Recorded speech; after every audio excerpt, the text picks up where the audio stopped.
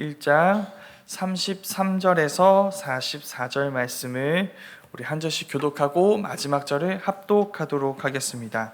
예레미야 51장 33절 말씀입니다. 제가 먼저 읽겠습니다. 만군의 여호와 이스라엘의 하나님께서 이와 같이 말씀하시되 딸 바벨론은 때가 이른 타작 마당과 같은지라 멀지 않아 추수 때가 이르리라 하시도다. 바벨론의 느부갓네살 왕이 나를 먹으며 나를 멸하며 나를 빈 그릇이 되게 하며 큰 뱀같이 나를 삼키며 나의 좋은 음식으로 그 배를 채우고 나를 쫓아내었으니 내가 받은 폭행과 내 육체에 대한 학대가 바벨론에 돌아가기를 원한다고 시온 주민이 말할 것이요 내 피 흘린 죄가 갈대아 주민에게로 돌아가기를 원한다고 예루살렘이 말하리라. 그러므로 여호와께서 이와 같이 말씀하시되 보라 내가 네 송사를 듣고 너를 위하여 보복하여 그의 바다를 말리며 그의 샘을 말리리니 바벨론이 돌무더기가 되어서 승냥이의 거처와 혐오의 대상과 탄식거리가 되고 주민이 없으리라. 그들이 다 젊은 사자같이 소리 지르며 새끼 사자같이 으르렁거리며 열정이 일어날 때에 내가 연회를 베풀고 그들이 취하여 기뻐하다가 영원히 잠들어 깨지 못하게 하리라. 여호와의 말씀이니라. 내가 그들을 끌어내려서 어린 양과 순양과 순염소가 도살장으로 가는 것 같게 하리라. 슬프다 새삭이 함락되었도다. 온 세상에 칭찬받는 성읍이 빼앗겼도다. 슬프다 바벨론이 나라들 가운데 황폐하였도다. 바다가 바벨론에 넘치며 그 노도 소리가 그 땅을 뒤덮었도다. 그 성읍들은 황폐하여 마른 땅과 사막과 사람이 살지 않는 땅이 되었으니 그리로 지나가는 사람이 없도다. 내가 배를 바벨론에서 벌하고 그가 삼킨 것을 그의 입에서 끌어내리니 민족들이 다시는 그에게로 몰려가지 아니하겠고 바벨론 성벽은 무너졌도다. 아멘. 오늘 말씀은 예레미야 46장에서 시작된 이방 나라를 향한 예레미야의 심판 예언 중 마지막인 바벨론의 심판 예언 중에서도 거의 마지막 부분입니다. 이 부분을 포함해서 바벨론에 대한 심판 예언은 이 심판 시리즈 중에 일종의 반전과도 같습니다. 바벨론보다 앞서서 이어진 여러 나라들에 대한 심판 예언에서 바벨론은 항상 심판의 수단으로 등장합니다. 그러니까 심판을 주관하시는 이가 여호와이시지만 실제로 그 심판을 실행하는 것은 바벨론을 통해 이루어지게 되는 것입니다. 그러니까 여러 나라들이 지금 심판을 당하고 하나하나 심판당하는 모습에서 늘 바벨론은 이 심판의 대상으로 등장하기 때문에 바벨론은 이 열방에 대한 심판 시리즈에서 일종의 열외되는 나라처럼 보이는 것 같습니다. 그러나 그렇지 않다는 것이 이 심판 시리즈 가장 마지막에 위치한 바벨론에 대한 심판이 알려줍니다. 지금 이 심판이 선언된 시기는 주전 539년으로 바벨론의 영광이 일종의 클라이막스로 향하게 되는 시기입니다. 계속 바벨론이 부강해지고 있습니다. 모든 나라가 멸망되어 가고 있는 이때 바벨론이 모든 나라 위에 서고 있습니다. 그런데 그런 시기에 예레미야 50장과 51장은 그런 바벨론의 시대를 살아가고 있음에도 불구하고 바벨론의 멸망을 이야기하는 당대 유일무이한 책입니다. 그냥 바벨론이 망할 수도 있다, 무너질 수도 있다가 아니라 바벨론의 심판은 반드시 이루어질 것이다 라고 말하는 게 바로 오늘 말씀인 것입니다. 다른 어떤 나라에 대한 심판 예언보다 바벨론의 심판 예언이 훨씬 더 긴 분량을 차지합니다. 그러니까 반드시 이 심판이 올 것이고 그 심판은 너무나 철저하고 또 바벨론에게 비참한 모습으로 이루어지게 될 것이라는 것입니다. 그래서 우리는 알게 됩니다. 바벨론이 앞서 자랑했던 모든 나라를 멸망시켰던 그 힘과 영광은 모두 바벨론 자체에서 나온 것이 아니라 하나님의 심판 계획에서 나온 것입니다. 그러니까 바벨론 자체가 강해서가 아니라 그들을 심판의 도구로 쓰신 하나님이 강하시기 때문에 이런 강력한 바벨론의 힘과 능력이 가능했던 것입니다. 그러나 이를 알지 못했던 바벨론에 의해 멸망하는 모든 나라들은 바벨론을 동경했습니다. 바벨론 역시도 바벨론에게 힘을 주시고 그들을 사용하시는 그 모든 것들이 하나님의 계획으로 인한 것이라는 것을 알지 못해서 스스로를 하나님이라 생각하고 온 세상을 자기 세상처럼 여겨서 교만하고 그 세상을 자기 뜻대로 무너뜨리고 멸망시키는 것을 우리는 보게 됩니다. 그런 교만함을 보게 되는 것이죠. 그래서 오늘 우리가 읽은 말씀처럼 바벨론은 매우 비참한 결말을 맞게 되고 만 것입니다. 이런 예레미야의 예언이 우리에게 거듭거듭 말해주는 것이 있습니다. 오늘 말씀은 하나님 없이 잘 사는 사람들의 부귀영화를 부러워하지 말라고 이야기합니다. 또 하나는 하나님의 계획에 따라서 우리를 통해 나타날지 모르는 능력과 우리에게 주어지는 권세와 영광을 우리의 것이라고 착각하지 말라고 경고해 주고 있습니다. 하나님 없는 부귀영화는 늘 반드시 자기 자신의 멸망으로 우리를 몰아가고 맙니다. 그것은 언제나 나의 세상을 세우려 하지 하나님의 나라를, 하나님의 세상을 세우려 하지 않습니다. 그래서 나의 세상을 세우기 위해 하나님의 세상에 맞서는, 하나님께 맞서는 방향으로 나아가게 만듭니다. 그래서 예레미야는 우리에게 그 모든 것들을 분별할 수 있도록 우리를 준비시키고 있습니다. 이런 것이죠. 지금 우리가 하나님의 손을 놓으면서까지 움켜잡으려고 하는 이 부와 명예는 우리에게 복인가요, 저주인가요? 하나님을 떠나서 우리가 모든 사람들이 동경하는 자리로 나아가고 있다는 사실은 우리에게 지혜로운 것입니까? 어리석은 것입니까? 우리는 지혜롭게 그 길을 가고 있는 것입니까? 어리석게도 그 길을 가고 있는 것입니까? 이걸 잘 분별해야 한다고 오늘 말씀이 이야기하는 것입니다. 또 하나는 우리는 우리에게 있을지 모르는 뭔가 좋은 것들로 인해서 교만해지지 않도록 우리 자신을 지켜내야 합니다. 바벨론의 힘이 바벨론 때문이 아니라 하나님의 계획에 따라서 주어졌던 것처럼 우리 역시도 우리에게 있을지 모르는 선한 것들이 우리의 어떠함 때문이 아니라 하나님의 계획과 은혜 때문이라는 것을 늘 기억해서 늘 잊지 않아서 그 모든 것들로 인해 교만해지지 않도록 우리를 붙잡고 있어야 하고 우리를 지켜내야 하는 것입니다. 그 모든 것들을 위해서 오늘 말씀이 우리에게 너무나 필요한 말씀인 것 같습니다. 오늘 말씀에서 하나님은 바벨론의 심판을 선언하십니다.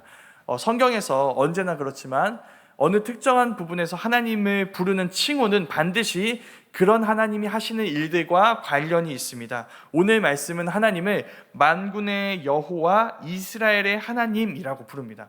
만군의 여호와 이스라엘의 하나님, 이 이름이 여호와께서 바벨론을 심판하실 수 있는 이유입니다. 그분은 만군의 여호와 이스라엘의 하나님입니다. 이스라엘의 하나님이 모든 군대의 하나님, 만군의 하나님이시기 때문에 그분은 바벨론과 싸워 그들을 멸망시킬 수 있습니다. 바벨론이 당하는 심판은 타작마당에 비유되고 있습니다. 이 모습이 두 가지 모습을 우리에게 연상시켜주고 그려주고 있습니다. 하나는 타작마당에 쌓여있는 이 곡식들이 타작 기구에 의해서 짓밟히는 모습을 보여줍니다. 이 모습이 보여주는 게 또 의미하는 것이 무엇일까요? 이 모습처럼 바벨론이 대적에게 짓밟히게 될 것이라는 것을 보여주고 있습니다. 온 세상을 짓밟았던 타작하던 그 바벨론이 이제 타작의 대상이 되고 마는 것입니다. 두 번째는 추수 때에 이미 밭에서 수거한 곡물들이 타작마당에 수북히 쌓여 있는 모습을 우리에게 보여줍니다. 타작마당에 이렇게 곡식들이 수북히 쌓여 있으면 이제 이 곡식들은 무엇을 앞두고 있다는 것을 우리에게 보여줄까요? 곧 이 곡식들이 타작되게 될 것이라는 것을 우리에게 예상하게 합니다. 그것처럼 바벨론의 심판 역시도 곧 이루어지게 될 것입니다. 이 비유가 보여주듯이 곧 그 일들이 예고되고 있고 예고된 것처럼 이루어지게 될 것이라는 것을 우리에게 예상하게 만드는 것입니다.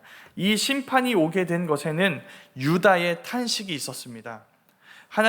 하나님께서 들으셨던 시온과 예루살렘의 탄식을 우리에게 들려주십니다. 탄식의 내용은 두 가지로 비유가 되어 말씀이 되고 있는데 둘 모두 매우 끔찍합니다. 이런 모습입니다. 바벨론의 느부갓네살은 마치 큰 뱀이 먹이를 통째로 집어 삼키는 모습처럼 유다와 예루살렘을 삼켜버렸습니다. 그리고 짐승이 먹이를 먹은 후 살을 발라서 뼈를 뱉어버리는 이런 모습으로 지금 이 심판이 비유되고 있습니다. 이 비유가 유다 백성들이 지금 바벨론에 의해서 당한 이 심판을 어떻게 생각하고 있는지를 보여줍니다. 바벨론에게 당했던 공격, 탈취와 살육과 포로로 끌려갔던 그 모든 이들은 말 그대로 하나도 남김없이 통째로 삼켜지는 모습이었습니다. 그래서 유다 백성들은 너무나 무기력하게 이 모든 것을 당함으로 너무나 크게 두려워했다는 것을 우리는 볼 수 있습니다. 이 먹이의 심정과 같은 심정이 유다 백성의 심정입니다. 그래서 그들은 바벨론에게 당한 이 모든 폭력이 그대로 바벨론에게 임하기를 호소합니다. 바로 이 기도에 대한 응답이 하나님의 바벨론에 선포하신 바벨론에 대한 심판 선언입니다. 특별히 오늘 말씀에서 하나님은 이 유다 백성의 송사를 들으셨다고 말씀하십니다. 이 표현은 지금 이 모든 것들이 법정에서 이루어지는 것처럼 보여지게 만듭니다. 어떤 것이냐면 하나님이 유다의 탄식을 들으시고 그들을 위해 변호하기 위해서 변호사로 지금 나서고 계신 것입니다. 이유가 무엇일까요? 유다는 스스로를 변호할 수 없는 상황이기 때문입니다. 유다의 힘으로는 바벨론을 상대할 수 없습니다. 또 유다의 목소리는 바벨론 앞에서 누구에게도 들려지지 않고 있습니다. 그래서 유다는 지금 누구에게 말하고 있는 걸까요? 하나님에게 이야기하고 있습니다. 바벨론보다 더 큰 힘을 향해 호소하고 있고 그 더 큰 힘이 되시는 하나님이 친히 유다의 힘이 되어주시고 있는 것입니다. 그래서 바벨론의 심판을 받게 됩니다. 이 말씀이 우리에게 이야기해 줍니다. 하나님은 자기 백성의 사정을 들어주시는 분이십니다. 하나님은 우리가 낼 수 없는 목소리를 대변해 주시는 분이십니다. 그래서 우리가 행할 수 없는 심판을 행하시는 의로우신 재판장이십니다. 그 사실이 지금 우리가 어떻게 살아야 하는지에 대해서 이야기해 줍니다. 우리의 삶은 바벨론이 아니라 하나님을 두려워해야 합니다. 바벨론이 요구하는 대로가 아니라 하나님이 요구하시는 대로 살아야 합니다. 우리가 맞설 수 없는 바벨론에 맞서 싸우시며 그들을 심판하시는 진짜 온 세상의 주님은 만군의 여호와 이스라엘의 하나님이시기 때문이죠. 그래서 그분을 두려워하고 그분께 우리의 송사를 아뢰고 그분의 심판 앞에서 우리는 그분의 백성으로 드러나기를 원하는 자들이 되어야 하는 것입니다. 그 하나님의 심판은 실로 너무나 처참합니다. 바벨론은 돌 무더기가 될 것입니다. 돌 무더기가 된다는 건 무슨 뜻일까요? 그 땅을 쓸 수 없다는 뜻입니다. 풍요의 땅이었고 생명의 땅이었던 그 땅은 이제 승냥이 들깨가 떠돌아다니는 곳이 되어버리고 동경과 영광의 상징이 아니라 혐오의 대상이고 탄식의 대상이 되고 말 것입니다. 흥미로운 것은 그 방법인데요. 본문은 바벨론을 절대로 약한 자들이라고 이야기하지 않습니다. 바벨론은 젊은 사자에 비유됩니다. 그러니까 가장 강한 존재인 것이죠. 이런 존재에 맞게 바벨론은 늘 으르렁거렸습니다. 자신의 힘들을 과시했습니다. 그래서 그 승리로 얻었던 그 힘으로 얻었던 그 승리와 약탈로 인해 그들은 흥분에 빠져 있었습니다. 그때 하나님은 그들을 위해 잔치를 베푸십니다. 왜 이들을 도와주시는 것처럼 일하시는 걸까요? 그렇지 않습니다. 안 그래도 술에 취해 있는 그들에게 하나님은 또 다른 술잔을 권하고 계신 것입니다. 그들은 그 술잔을 받아 마십니다. 그런데 그 술잔이 하나님의 진노의 술잔이었던 것이죠. 그 술잔을 받아 마신 바벨론은 취해서 잠이 들게 됩니다. 그리고 그 잠에서 깨어나지 못합니다. 이로 인해 그들의 힘은 잠잠해지고 그들은 도살장에 끌려가는 힘없는 양과 염소처럼 너무나 무기력한 모습으로 끝나버리고 맙니다. 이게 그들의 종말입니다. 아무것도 두려워하지 않았고 온 세상에 칭찬받는 성읍이었던 그 바벨론은 공포의 대상이 되고 쓰나미처럼 그들의 대적은 그들의 모든 것을 쓸고 가버려 그 땅은 아무것도 남지 않은 마른 땅, 사막, 버려진 땅으로 바뀌게 되어버릴 것입니다. 모든 것을 삼켜버렸던 뱀에 비유됐던 그들이 모든 것을 쓸어가 버리는 쓰나미를 당하는 모습으로 비유되고 있는 것입니다. 오늘 말씀은 그런 바벨론이 여호와의 성전에서 빼앗아 벨의 산당, 그들의 신의 이름이 벨입니다. 자기들의 신 벨의 산당에 두었던 그 벨에 삼킨 것에 대해서 이야기합니다. 그러니까 그들이 벨이 삼킨 것을 그 입에서 끄집어낼 것이다 라고 말하는데, 이게 무슨 의미냐면 그 바벨론이 여호와의 그 이스라엘 땅을 탈취할 때 여호와의 성전에 있었던 성전 도구들을 가져가서 자기들의 신 벨의 신전에다 두어버렸습니다. 이 모습이 어떤 모습으로 비유되는 것일까요? 벨이 여호와의 성전에 있는 것들을 삼켜버린 것으로 비유되고 있는 것입니다. 그런데 그들이 삼킨 것을 여호와께서 끄집어내어서 다시 여호와의 성전을 회복하시는 그림을 보여주고 계시는 것입니다. 하나님은 빼앗긴 성전 기구들을 돌이키게 하시고 돌아오게 하셔서 그들의 성전, 그분의 성전을 회복시키시는 것입니다. 바로 이 부분이 메시지입니다.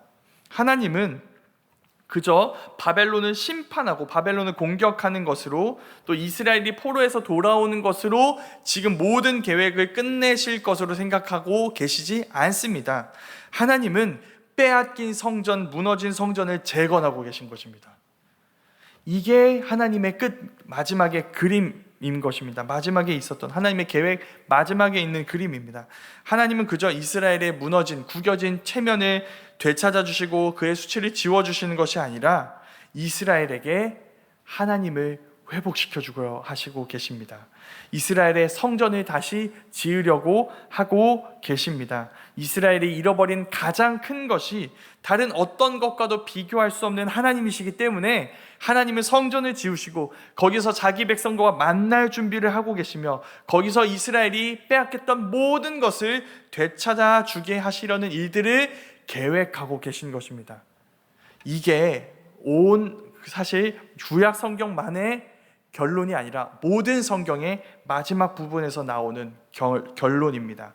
바벨론이라는 이름은 성경의 결말부에 있는 요한계시록에서도 등장합니다. 천사가 이렇게 이야기합니다.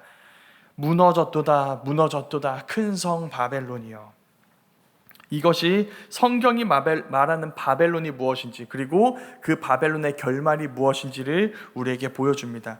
성경에서 바벨론은 하나님을 대적해 일어난 모든 세력을 상징하는 존재입니다. 그 세력은 무너질 것입니다. 큰 성이지만 무너질 것입니다. 하나님은 그들을 멸망시키시고 그들이 위협한 모든 하나님의 백성들을 구원하실 것이며, 그 하나님의 백성이 하나님이 새롭게 창조하신 새로운 세상, 새로운 성전에 살게 하시기 위해 그 성전과 그 세상을 예비하시고 거기서 그들이 하나님과 영원한 삶을 누리게 하실 것입니다. 그게 하나님의 마지막 그림인 것이죠. 하나님의 백성들은 모두 그곳을 향해 나아가고 있는 것입니다. 그리고 그 일을 이루시기 위해서 예수님이 우리 가운데 오셨습니다. 예수님 당대에 예수님과 관련된 많은 사건들이 있습니다. 그 당대에 살았던 많은 사람들이 그래서 저마다 예수님 하면 떠오르는 사건들을 서로 다르게 떠올리게 될 것입니다. 그러나 대제사장들만큼은 그 시기에 그들이 기억하는 사건은, 예수님과 관련된 그들이 기억하는 사건은 바로 예수님의 성전을 뒤엎으신 사건일 것입니다. 그 사건이 의미하는 것은 예수님이 그 당대에 탐욕의 집이 되어버리고 강도의 소굴이 되어버렸던 그 성전이 끝나버렸다는 것을 선언하신 것을 담고 있습니다. 그것이 그 사건의 의미인 것입니다. 그 성전은 더 이상 만민이 기도하는 집이 아니라, 만민이 하나님과 교제와 친밀함을 누리는 장소가 아니라 탐욕의 집이 되어버렸고 강도의 소굴이 되어버렸습니다. 그 가짜 성전을 끝내시고 진짜 우리가 하나님과 만나 교제하고 하나님을 경배하며 하나님을 누리고 하나님의 영광을 보고 목격하며 하나님을 높이는 그 새로운 성전이 되어주시기 위해서 예수님은 우리 가운데 오셔서 죽으시고 부활하셨던 것이죠. 그 예수님 안에서 우리는 비로소 우리 안에 세워진, 우리가 만나는, 우리가 목격하는 모든 탐욕의 집, 그 바벨론이 무너지고 하나님이 새롭게 창조하신 세상이 우리 가운데 주어지고 하나님이 새롭게 세우신 성전으로 지어져 가는 우리를 발견하게 됩니다. 그래서 더 이상 바벨론의 영광을 쫓는 것이 아니라 하나님의 영광을 쫓는 자들이 되는 것입니다. 그러나 지금도 온 세상은 그 바벨론의 영광으로 우리의 삶을 채우라고 이야기합니다. 하나님의 손을 놓고 하나님이 온 세상이 동경하는, 하나님이 거부하시는, 하나님이 원치 않으시고 하나님 말씀하신 적 없는 온 세상이 그러나 외치고 있는 그 세상의 목소리에 귀를 기울여 이 세상의 영광을 취하고 이 세상의 탐욕의 집을 세우며 너의 세상을 만들어가라고 우리에게 이야기합니다. 그러나 우리 모두는 예수님이 가르쳐 주신 대로 예수님을 따라감으로 하나님 같은 건 잊어버려라, 바벨론을 세워가라 라고 이야기하는 이 세상의 목소리에 거부하여 하나님의 순종으로 하나님의 영광을 드러내고 우리의 가운데 가득 채우신 하나님의 은혜와 사랑으로 가득 찬 하나님의 성전으로 우리 자신을 세워가는 우리 모두가 될 수 있기를 간절히 소망합니다. 그래서 그렇게 탐욕의 집 바벨론을 거부하고 예수 그리스도 안에서 하나님의 집을 짓는 자들이 되었으면 좋겠습니다.